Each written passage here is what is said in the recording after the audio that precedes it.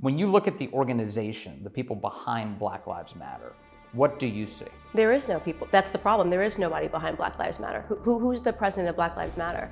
Who are the people that are running Black Lives Matter? A woman, when you try to a question, self-described Marxist. A Marxist. When you try to ask them, where is this money going? They have no offices. There is no organized cell, right? I mean, it's literally a terrorist organization. This is what you would expect if you were looking into the finances of ISIS. What do you think of the rioting that's happening across the country? It continues to the day that we're speaking now. I think that, either I have a crystal ball and I can see into the future, or this was the most predictable thing to possibly happen in the midst of an election cycle. I mean, I've been saying this, shouting this for the last 3 years. Get ready, Black America, because in 2020, we're going to watch Black people die. We're going to be told, that race issues are the worst that they've ever been. And we're going to be used like pawns, to further power for a political party that really is going to leave us behind if they get that power back. And it's happened. You can go back and watch me speaking for the last 3 years, and I've said this, and it's happened exactly as I said it's going to happen.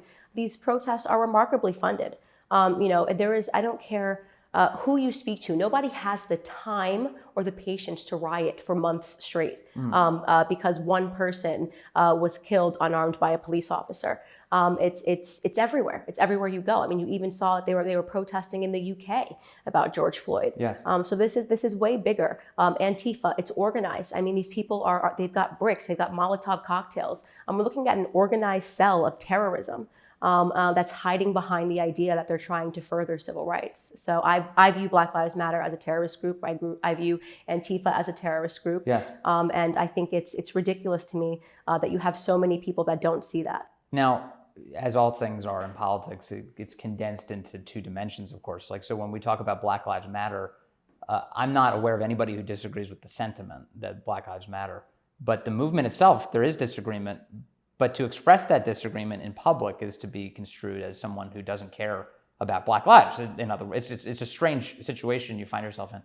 When you look at the organization, the people behind Black Lives Matter, what do you see? There is no people. That's the problem. There is nobody behind Black Lives Matter. Who's the president of Black Lives Matter? Mm-hmm. Who are the people that are running Black Lives Matter? A woman, a self-described Marxist. A Marxist. When you try to ask them, where is this money going? They have no offices. There is no organized cell, right? I mean, it's literally a terrorist organization. This is what you would expect if you were looking into the finances of ISIS, right? There are no answers. There are a couple of people that say that they're leading it, but they have no employees. And that's the problem right now. We know that in the week that George Floyd died, they raised $50 million. Where did that money go? Are there schools? If Black Lives Matter, are we attacking illiteracy rates? What are they doing in the community that they've been able to raise $50 million under an LLC structure? They are not a 501c3 organization. That's the scary stuff, and nobody's being meant to answer these questions. So whatever the mystery is behind their organization, you laid out some of it. There's no mystery to at least one of their goals, which is to defund the police. Defund the police. And what would the impact be of defunding the police on communities of color? Yeah, I mean, what would the impact be? It's going to be, you're going to see the impact socioeconomically, right? So the people that are supporting this stuff, people that live in gated communities and have their own security guards, there'll be no impact.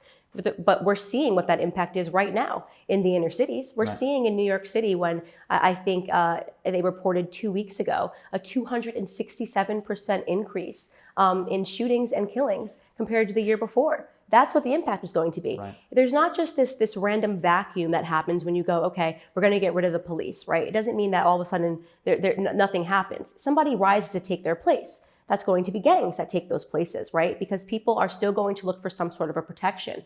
This is the stuff that we got rid of in the 80s when New York City was really bad, right? Getting rid of the gang culture. You're seeing a return to that right now. We're seeing 1-year-olds being killed in the street. By the way, those 1-year-olds and those babies that are being shot and killed in the streets because they can't get any control over Chicago and Baltimore and New York City, they're not being buried in gold caskets like George Floyd. Yeah. It's incredible. And that's how you know this is political. This is not about Black lives. Stop pretending this is about Black lives. Everything that they're doing, everything about their mission is to harm Black lives. On their website, they've listed, they want to go against and to conquer the nuclear family, right? I mean, they're against families. They're anti-family.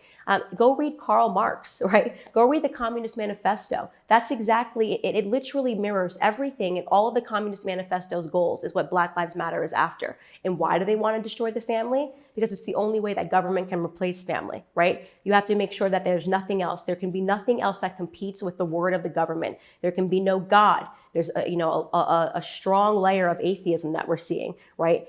There can be no religion, there can be no God, there can be no dad, there can be no mom, there can be only selfishness and narcissism and rioting and protesting and anger. And what we're seeing is a communist movement that is taking hold in America. But that the idea of the destruction of the nuclear family being one of their goals, which you're right, it is.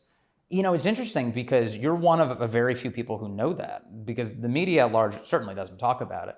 If the average Black American knew that the purpose of the so-called Black Lives Matter movement was the destruction of the nuclear family, would they be for it?